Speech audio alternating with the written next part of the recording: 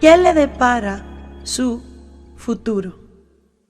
Pienso que es una pregunta que probablemente queremos saber la respuesta.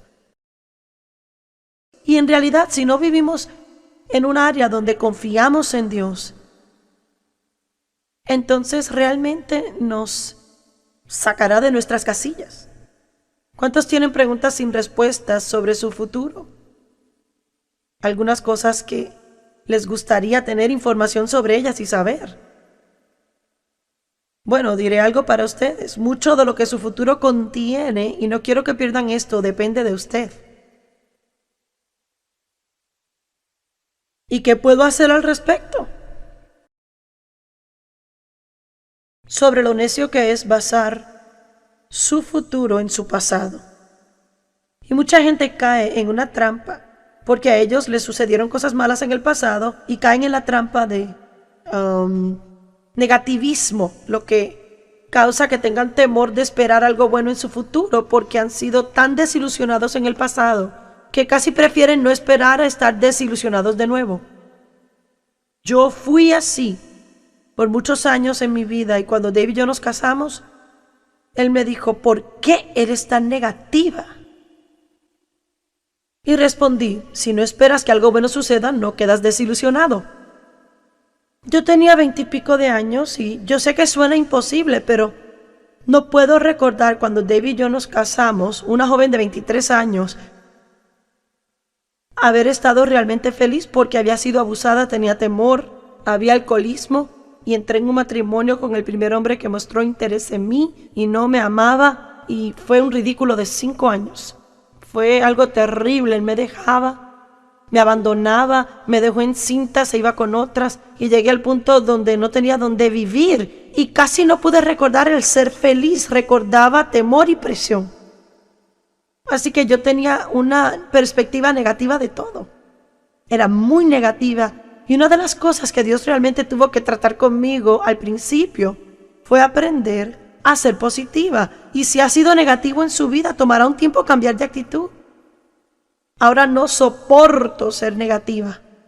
Y no soporto estar alrededor de gente negativa. Y eso lo derriba todo. Bueno, Abraham era un hombre con ciertas circunstancias adversas. Él había traído a su sobrino Lot hacia su propia prosperidad y había compartido con él y Lot había crecido. Tenía ganado, empleados y Abraham había crecido y criaban su ganado juntos en la misma tierra, pero no había suficiente comida para todos y los pastores habían altercado.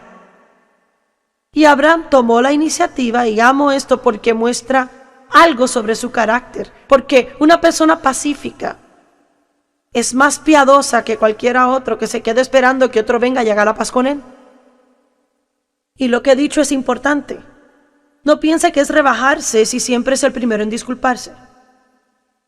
Eso antes me irritaba y me enojaba y yo pensaba, bueno, yo me disculpé con Dave la última vez que tuvimos un altercado y yo tuve la iniciativa de hacer la paz.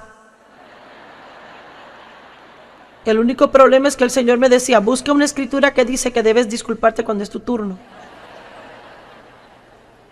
¿Cuántos entienden que la Biblia dice que los que buscan y guardan la paz, los pacificadores, son los hijos de Dios? No criaturas. Todos somos criaturas de Dios, pero los hijos e hijas maduros de Dios son los que pueden disfrutar la herencia. Amén. Así que Abraham tomó la iniciativa y fue donde Lot y le dijo, nosotros somos hermanos, no hay altercado entre nosotros. Y él no solo tomó la iniciativa de ir a él, sino que estaba dispuesto a sacrificar. Y él le dijo a Lot, tú escoge la parte del valle que tú quieres y yo escojo lo que quede.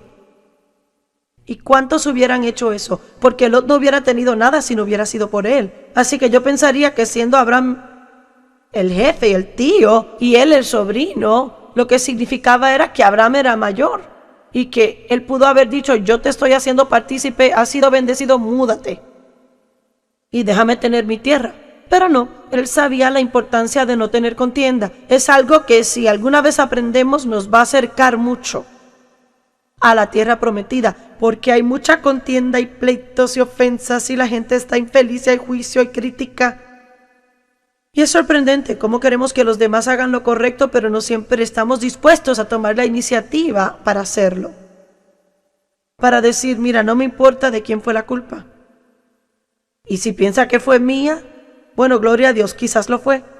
Todo lo que sé es que debemos tener paz. Debemos llevarnos bien porque hay demasiado de por medio. Dios está tratando de hacer mucho en la tierra y hay mucho que Él quiere que hagamos y yo he invertido mucho. Y es mejor que uno se humille y haga la paz con alguien que mantenerse en el orgullo y tener guerra. Así que naturalmente Lot escogió la mejor parte del valle para él. Y ahora sí, mira conmigo en el verso 12. Génesis 13:12 dice, Abraham acampó en la tierra de Canaán y Lot habitó en las ciudades de la llanura del Jordán y fue poniendo sus tiendas hasta Sodoma. Pero los hombres de Sodoma eran malos y sumamente pecadores contra el Señor. Y Lot pensó que había obtenido una gran ganancia. Pero a través de su egoísmo se metió en un lío. Y el Señor le dijo a Abraham después que Lot se apartó.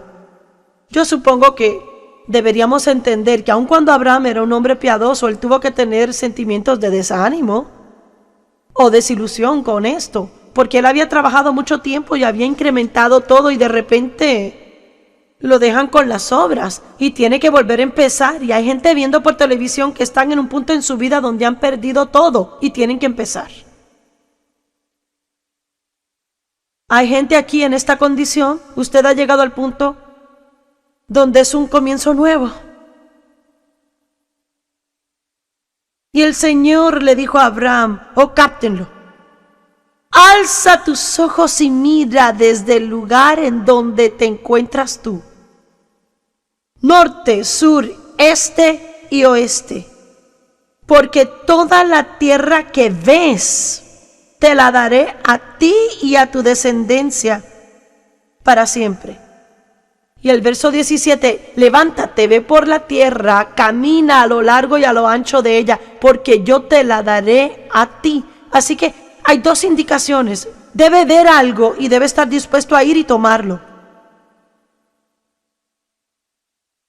Bueno, Abraham, ¿qué ves? Me gusta lo que él dijo. Mira desde el lugar en donde estás. ¿Sabe qué? Dios no quiere que se quede donde está. Y aún yo recientemente entendí. Yo he tenido una vida grandiosa, muy buena.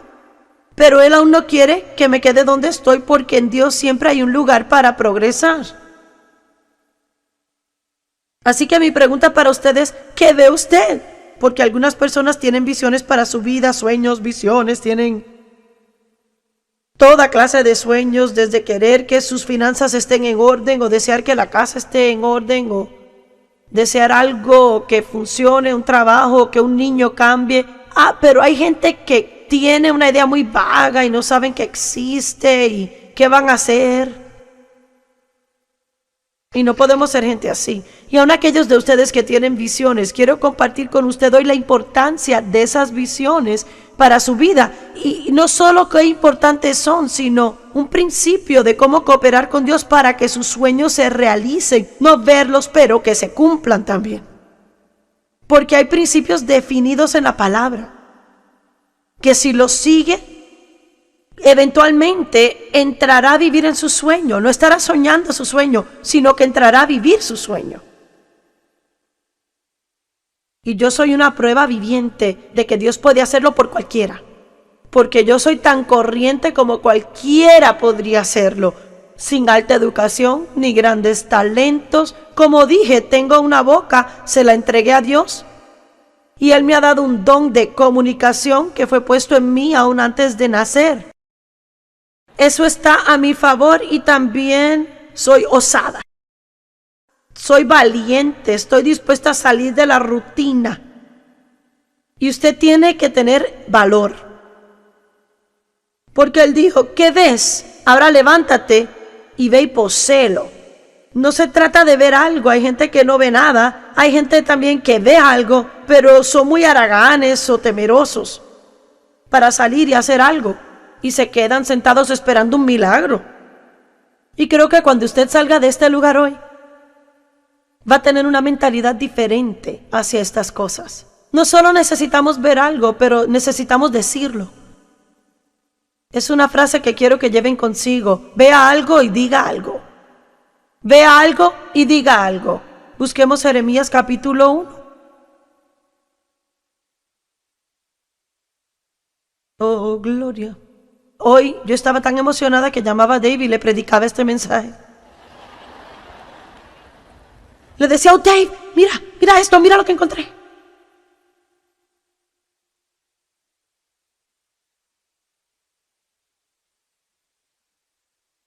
Jeremías 1, verso 4, y la palabra del Señor vino a mí, Jeremías, diciendo: Antes que te formase en el vientre te conocí y aprobé de ti, como mi instrumento escogido. Y antes que nacieses te separé y te santifiqué, consagrándote, y te asigné como un profeta a las naciones. Tiene un destino. Antes que naciera, antes que fuera depositado en el vientre de su madre, Dios había fijado un buen plan para su vida y tiene un destino y una tarea, una misión. No está aquí para ocupar espacio. Hay algo que Dios necesita que usted haga y si no hace su parte, el resto sufriremos a causa de ello. O si usted no hace su parte, Dios tendrá que tomar su tarea y dársela a otra persona. Catherine Kuhlman siempre decía: pienso que Dios trató de darle mi ministerio a un hombre, pero no halló uno que lo tomara.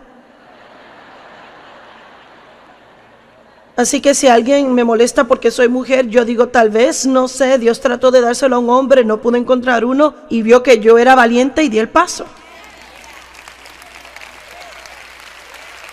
Pero al minuto que Dios le habló a Jeremías sobre lo que quería que hiciera, él era joven, temeroso. La primera cosa que salió de la boca de Jeremías fue algo negativo, verso 6. Y yo dije, oh Señor mío, yo no sé hablar.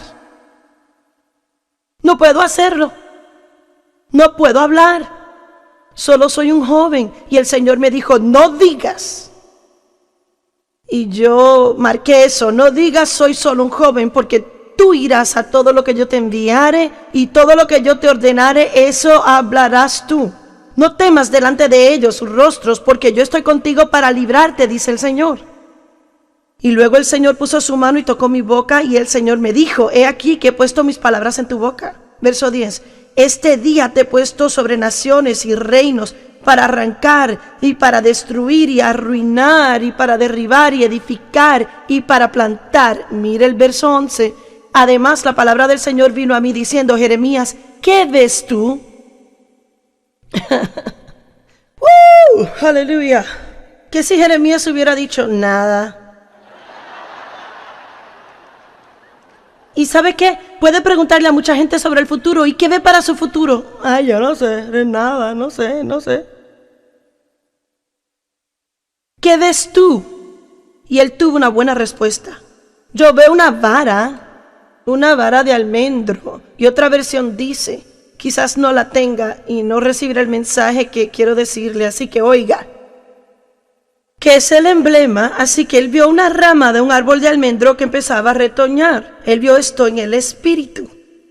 Y cuando Dios nos muestra cosas en el espíritu, tienen significados naturales prácticos. Y él dijo, es el emblema de vigilancia y actividad retoñando en el invierno tardío.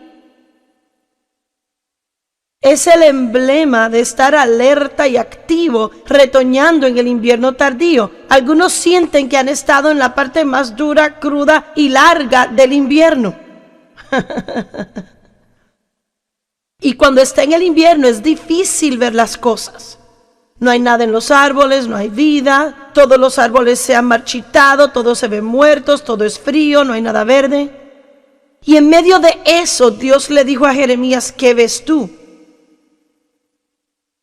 Él dijo, veo vida nueva, veo actividad, veo el estar alerta y crecimiento, veo cambio. Y ve, usted debe empezar a ver primavera en su invierno.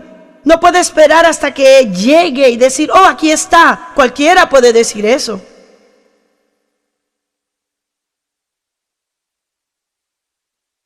¿Lo ve? Ah, no lo captaron. Cuando yo tenía 33 años, Dios me llamó a hacer esto. Y en ese entonces tenía 3 niños. Y años después, 3 o 4 años después, quedé encinta y tenía 4 hijos. Pero yo me sentaba en el sofá, en mi casa, mirando por esa ventana. Y cada día trataba de sacar 2 horas de mi día para pasarlas con el Señor. Y yo me sentaba allí con mi sueño y con mi visión. Y yo vi algo. Me vi a mí misma predicando a multitudes. Me vi hablando en muchos lugares y corriendo por todo el mundo predicando. Me vi a mí misma con este enorme ministerio de enseñanza, distribuyendo millones de cintas por todo el mundo. Y puede decirme, sí, pero Dios lo puso en usted. Pero ¿sabe qué? Yo creo que Dios ha puesto algo en todo el mundo. Y ve, yo estaba arreglando mi cama cuando Dios me habló que quería usarme. Y yo me emocioné al respecto. Y yo le creí. Y fui suficientemente valiente o tonta, una de las dos, para creer que Dios podía hacerlo. No yo, pero Dios podía. Y estoy segura que Dios me impartió cierta fe para creer, pero creo que cualquier cosa que Dios le llama a hacer, Él le da la fe para hacerlo. Aun si Dios le pide que se quede en un matrimonio difícil, le dará la fe para hacerlo. Pero usted destruirá esa fe que Dios está tratando de darle si anda con un reporte negativo y una boca negativa siempre. Y qué bien le hace a usted orar por alguien con quien tiene dificultad, y orar por su salvación, y orar para que cambien, y orar para que su matrimonio sea sanado, y luego va a almorzar con las amigas y no hace nada sino hablar mal de ese hombre, lo difícil que es, que no lo soporta y que nada va a cambiar.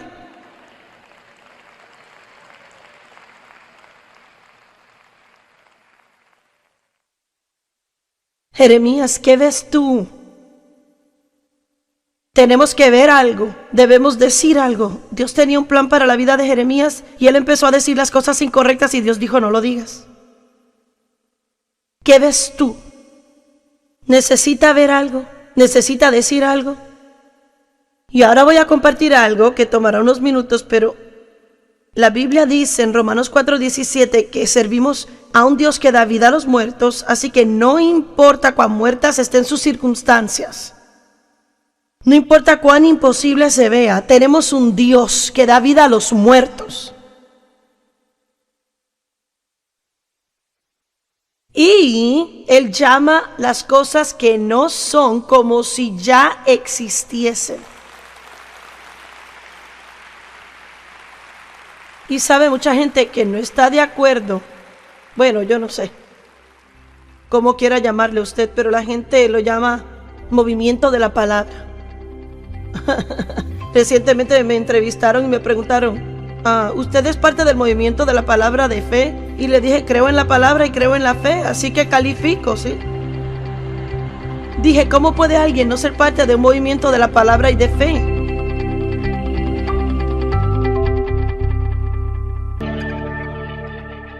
Marcos 11:22.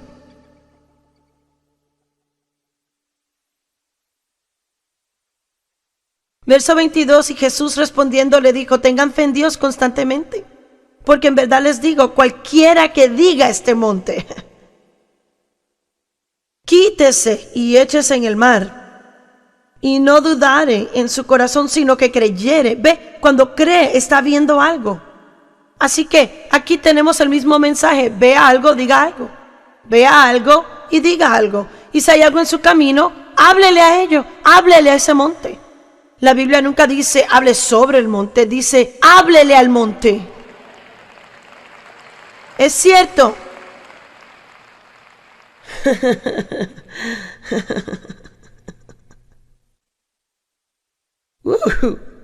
Es la risa de revelación. Marcos 5:28. Vamos a ver. Bueno, vamos a ver el verso 25. Y había una mujer que hacía 12 años padecía de flujo de sangre y había sufrido mucho en manos de los médicos y había gastado todo lo que tenía y nada había aprovechado, sino que iba empeorando. Y oyó hablar sobre Jesús, vino entre la multitud, se acercó por detrás, tocó el borde de su manto, porque seguía diciendo: si solo tocaré su manto, yo seré sanada. ¿Y saben qué hacía la gente mientras ella continuaba tratando de acercarse?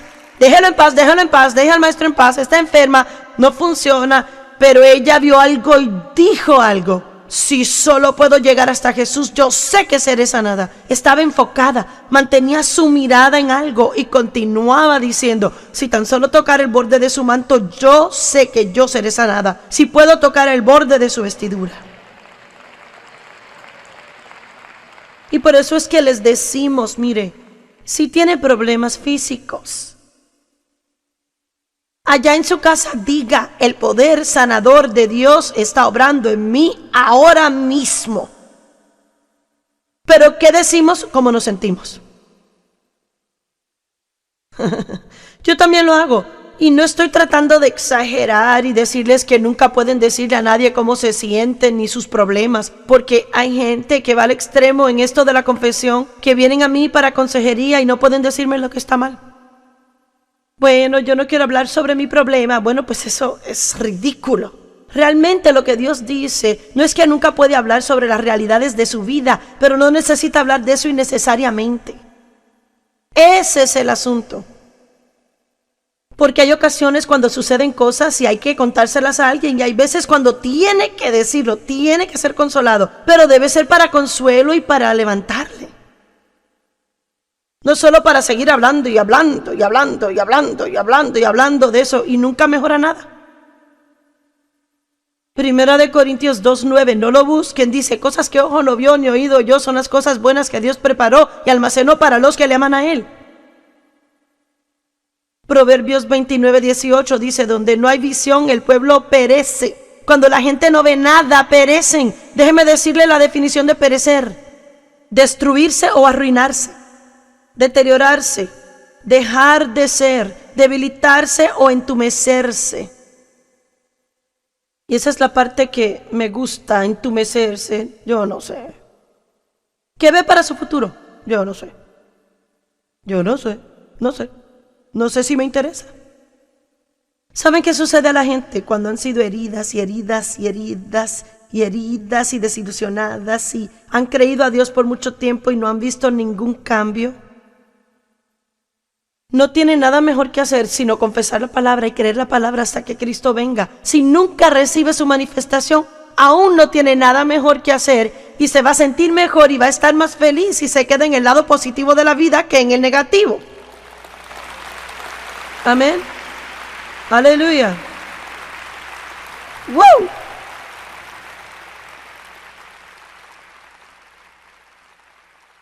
Y si las cosas van a cambiar, si nos quedamos entumecidos y sin visión, si esa clase de actitud no cambia, Dios tendrá que pasar por nuestro lado y elegir a otro que tenga fe, fuego fresco y ánimo para hacer el trabajo. Josué capítulo 1.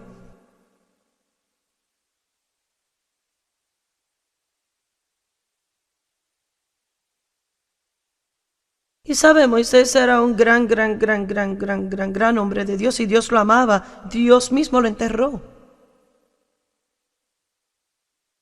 Pero Moisés, como sucede con mucha gente, se cansó y se agotó. Él había estado luchando con esos israelitas murmuradores y quejosos toda la vida por 40 años. ¿Quién puede culparlo? ¿Quién puede culparlo? Pero uno empieza a perder la visión y seguro que Moisés empezó a preguntarse si llegarían a la tierra prometida.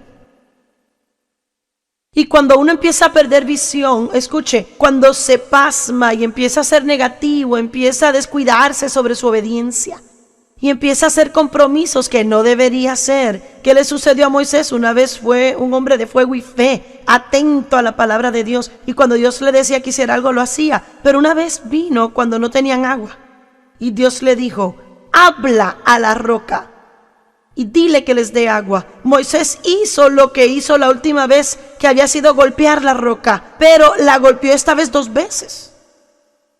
Y el golpear la roca, esto es buenísimo, esto es tremendo. La primera vez que se quedaron sin agua, Dios dijo, golpea la roca. Ese golpear de la roca, Jesús es la roca, ese golpe a la roca representa la crucifixión. Después de esa representación de la crucifixión, la próxima vez que ellos necesitaban agua, Dios le dijo, háblale a la roca.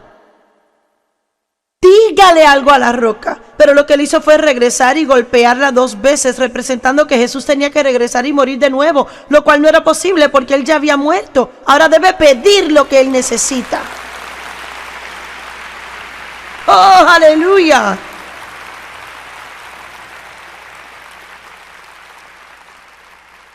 Escuchen, Moisés erró porque estaba cansado, agobiado, perdió el temple.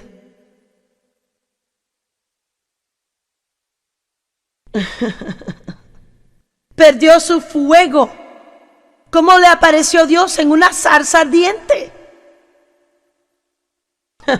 Dios vino con fuego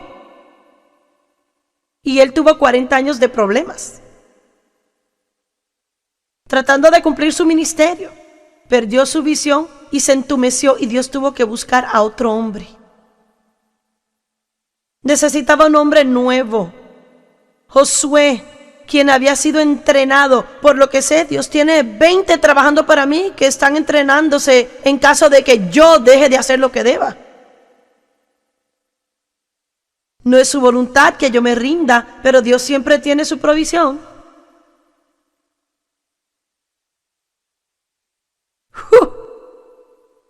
Amo la revelación. Y sabe, Josué 1, 1-9, vamos a verlo un poquito, ¿ve? Después de la muerte de Moisés, el siervo del Señor, el Señor le dijo a Josué, hijo de Nun, Moisés, mi siervo, ha muerto, levántate.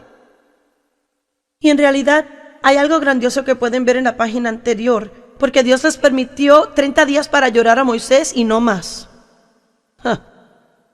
¿Por cuánto tiempo ha estado lamentándose por algo que no puede cambiar ya? Tuvieron 30 días y él dice, bueno, Moisés murió. Ahora levántate. Quiero que tomes tu lugar. Verso 3, cada lugar que pisare la planta de tus pies, ya yo se los he dado a ustedes. Dios dijo, ya les he dado todo. Cosas que ojo no vio ni oído yo, son las cosas buenas que he preparado. Pero ahora levántense y tomen posesión de ello. Y cada lugar que pise la planta de sus pies, ya he dicho que es de ustedes, pero tienen que tomarla.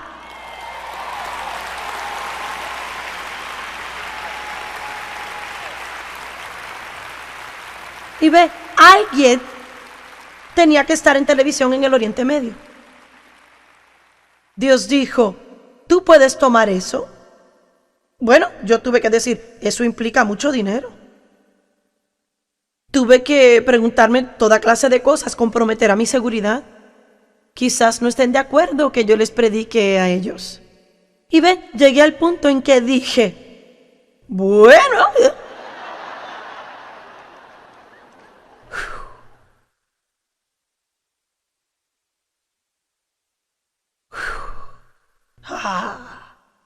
está bien. ¡Wow! Piensan que nunca me asusto, que nunca me siento así. ¿Seré necia? ¿Estoy actuando mal? ¿Estoy loca? ¿Tendremos dinero para esto? Cada lugar que pisen tus pies. Y luego Dios continúa diciéndole, la única cosa que tú debes hacer, Josué, es no tener temor, sé valiente, ten confianza, ten ánimo. Y le dice que la palabra no sea parte de tu boca.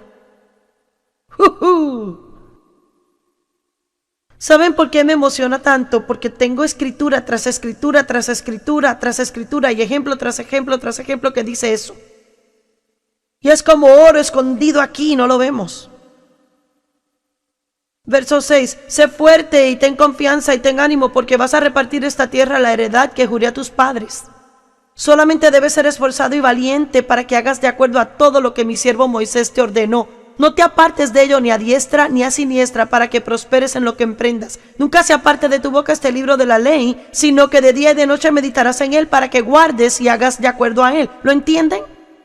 Él dice, mira, practícalo, habla la palabra, medita en ella, declárala, háblala. Cuando dijo que no se aparte de tu boca, no quería decir no la hables, significa que nunca se vaya de tu boca. No te he mandado que seas muy valiente y esforzado. Primero de Samuel 3.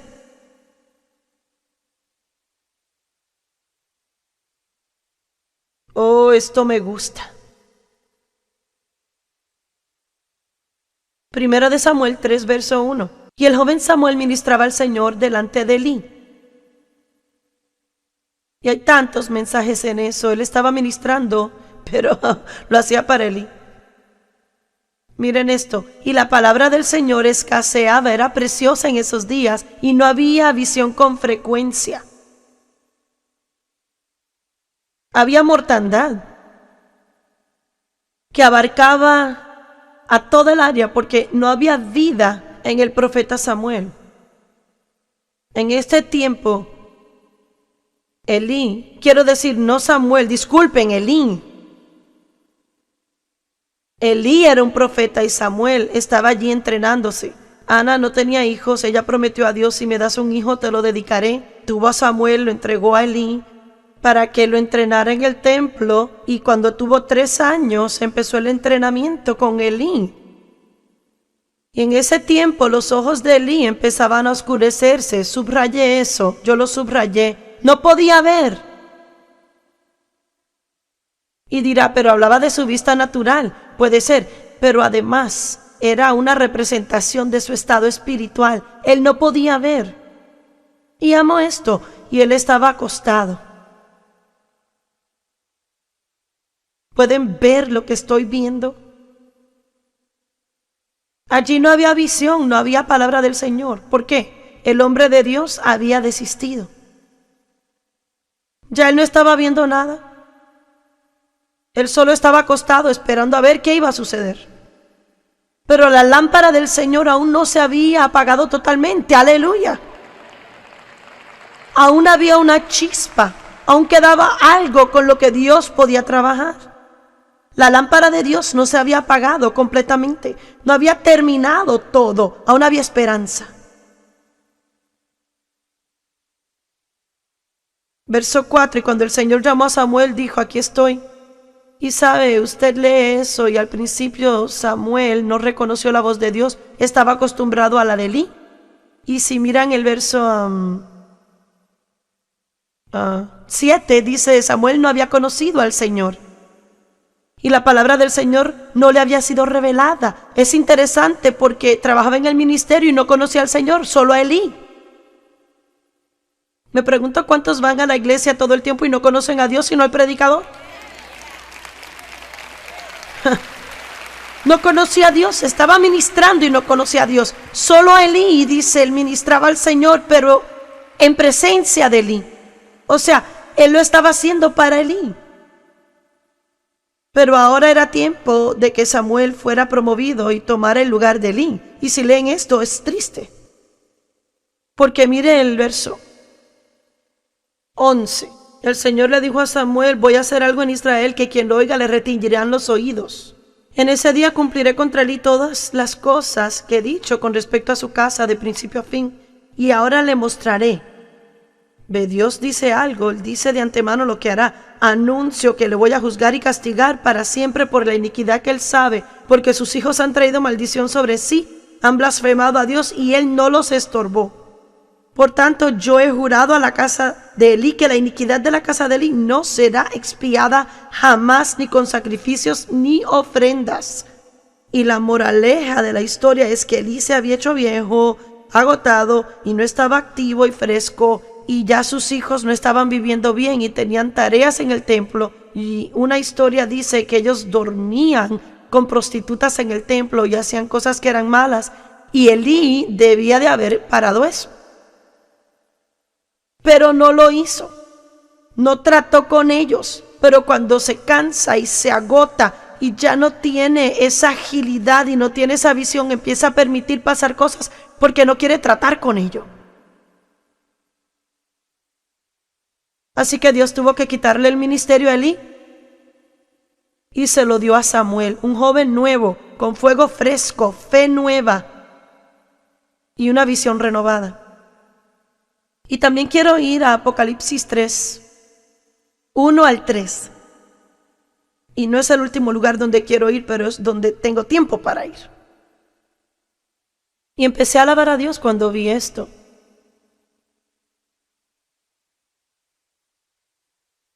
Apocalipsis 3, 1 al 3. Una de las cartas a una de las iglesias.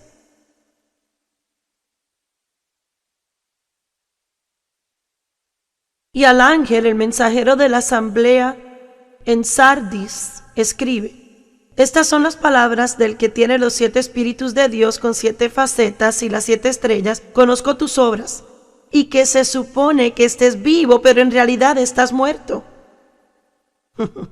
Iglesia muerta.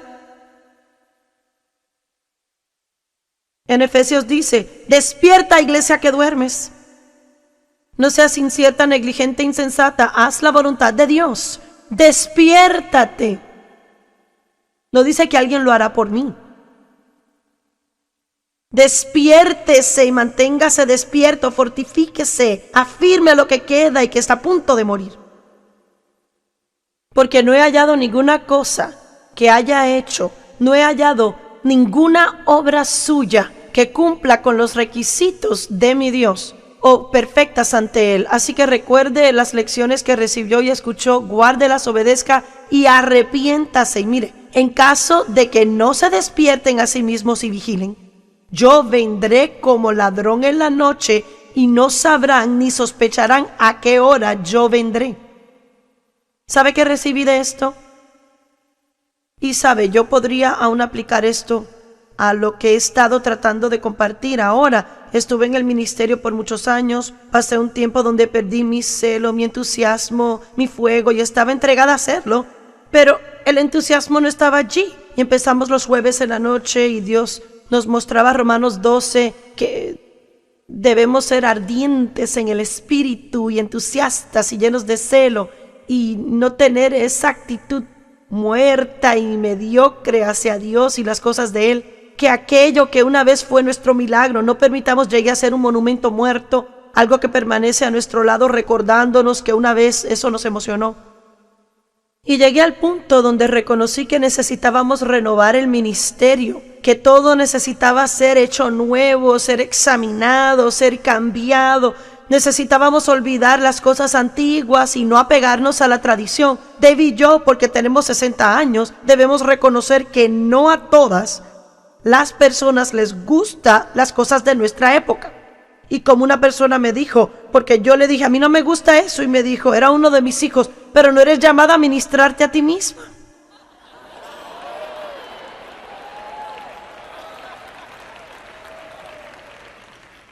Y Dave y yo hemos salido de la rutina y hemos soltado algunas cosas y digo, todo lo que estamos viendo ahora, pensamos, ¿hay una manera nueva de hacerlo? ¿Podemos probar esto o lo otro?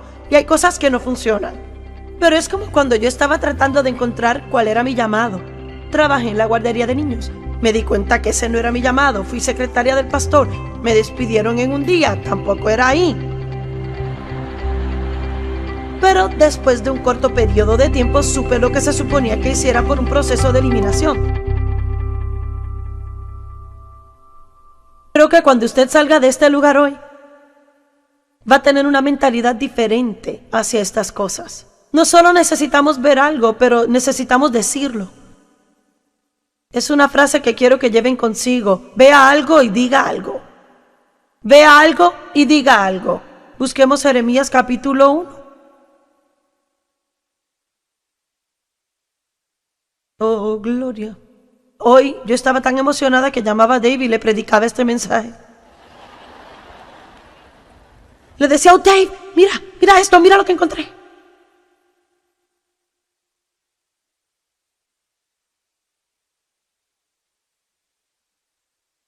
Jeremías 1, verso 4, y la palabra del Señor vino a mí, Jeremías, diciendo, Antes que te formase en el vientre te conocí y aprobé de ti, como mi instrumento escogido.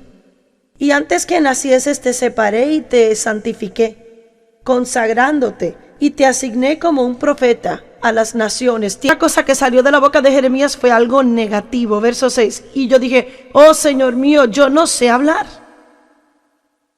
No puedo hacerlo. No puedo hablar. Solo soy un joven. Y el Señor me dijo, no digas. Y yo marqué eso, no digas soy solo un joven, porque tú irás a todo lo que yo te enviare y todo lo que yo te ordenare, eso hablarás tú. No temas delante de ellos sus rostros, porque yo estoy contigo para librarte, dice el Señor. Y luego el Señor puso su mano y tocó mi boca, y el Señor me dijo, he aquí que he puesto mis palabras en tu boca. Verso 10.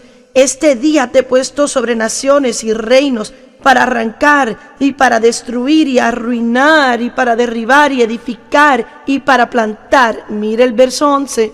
Además, la palabra del Señor vino a mí diciendo, Jeremías, ¿qué ves tú?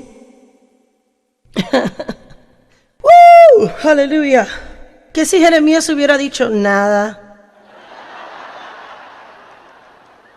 ¿Y sabe qué? Puede preguntarle a mucha gente sobre el futuro. ¿Y qué ve para su futuro? Ay, yo no sé, nada, no sé. ¿Qué ves tú? Y él tuvo una buena respuesta. Yo veo una vara de almendro. Y otra versión dice, quizás no la tenga y no recibirá el mensaje que quiero decirle, así que oiga. Que es el emblema, así que él vio una rama de un árbol de almendro que empezaba a retoñar. Él vio esto en el espíritu. Y cuando Dios nos muestra cosas en el espíritu, tienen significados naturales prácticos, y él dijo, es el emblema de vigilancia y actividad retoñando en el invierno tardío. Es el emblema de estar alerta y activo, retoñando en el invierno tardío. Algunos sienten que han estado en la parte más dura, cruda y larga del invierno. Y cuando está en el invierno es difícil ver las cosas. No hay nada en los árboles, no hay vida, todos los árboles se han marchitado, todos se ven muertos, todo es frío, no hay nada verde. Y en medio de eso Dios le dijo a Jeremías, ¿qué ves tú? Él dijo, veo vida nueva, veo actividad, veo el estar alerta y crecimiento, veo cambio. Y ve, usted debe empezar a ver primavera en su invierno. No puede esperar hasta que llegue y decir, oh, aquí está. Cualquiera puede decir eso.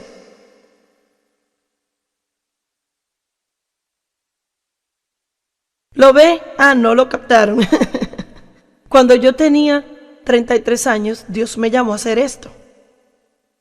Y en ese entonces tenía 3 niños. Y años después, 3 o 4 años después, quedé encinta y tenía 4 hijos. Pero yo me sentaba en el sofá, en mi casa, mirando por esa ventana, y cada día trataba de sacar 2 horas de mi día para pasarlas con el Señor. Y yo me sentaba allí con mi sueño y con mi visión, y yo vi algo. Me vi a mí misma predicando a multitudes. Me vi hablando en muchos lugares y corriendo por todo el mundo predicando. Me vi a mí misma con este enorme ministerio de enseñanza, distribuyendo millones de cintas por todo el mundo. Y puede decirme, sí, pero Dios lo puso en usted. Pero ¿sabe qué? Yo creo que Dios ha puesto algo en todo el mundo. Y ve, yo estaba arreglando mi cama cuando Dios me habló que quería usarme. Y yo me emocioné al respecto. Y yo le creí. Y fui suficientemente valiente o tonta, una de las dos, para creer que Dios podía hacerlo. No yo, pero Dios podía. Y estoy segura que Dios me impartió cierta fe para creer, pero creo que cualquier cosa que Dios le llama a hacer, Él le da la fe para hacerlo. Aun si Dios le pide que se quede en un matrimonio difícil, le dará la fe para hacerlo. Pero usted destruirá esa fe que Dios está tratando de darle si anda con un reporte negativo y una boca negativa siempre. Y qué bien le hace a usted orar por alguien con quien tiene dificultad y orar por su salvación y orar para que cambien y orar para que su matrimonio sea sanado, y luego va a almorzar con las amigas y no hace nada sino hablar mal de ese hombre, lo difícil que es, que no lo soporta y que nada va a cambiar.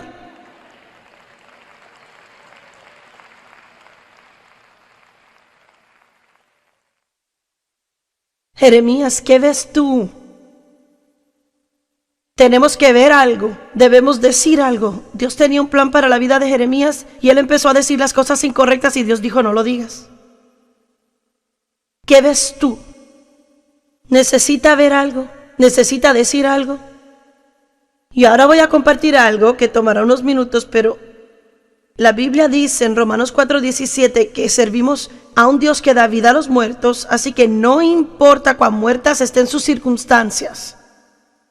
No importa cuán imposible se vea, tenemos un Dios que da vida a los muertos. Y Él llama las cosas que no son como si ya existiesen. Tocaré su manto, yo seré sanada. ¿Y saben qué hacía la gente mientras ella continuaba tratando de acercarse? Déjelo en paz, déjalo en paz, deja al maestro en paz, está enferma, no funciona. Pero ella vio algo y dijo algo. Si solo puedo llegar hasta Jesús, yo sé que seré sanada. Estaba enfocada, mantenía su mirada en algo y continuaba diciendo, si tan solo tocar el borde de su manto, yo sé que yo seré sanada. Si puedo tocar el borde de su vestidura. Y por eso es que les decimos, mire, si tiene problemas físicos, allá en su casa diga, el poder sanador de Dios está obrando en mí ahora mismo. Pero ¿qué decimos? ¿Cómo nos sentimos? Yo también lo hago. Y no estoy tratando de exagerar y decirles que nunca pueden decirle a nadie cómo se sienten ni sus problemas, porque hay gente que va al extremo en esto de la confesión, que vienen a mí para consejería y no pueden decirme lo que está mal. Bueno, yo no quiero hablar sobre mi problema. Bueno, pues eso es ridículo. Realmente lo que Dios dice no es que nunca puede hablar sobre las realidades de su vida, pero no necesita hablar de eso innecesariamente. Ese es el asunto. Porque hay ocasiones cuando suceden cosas y hay que contárselas a alguien, y hay veces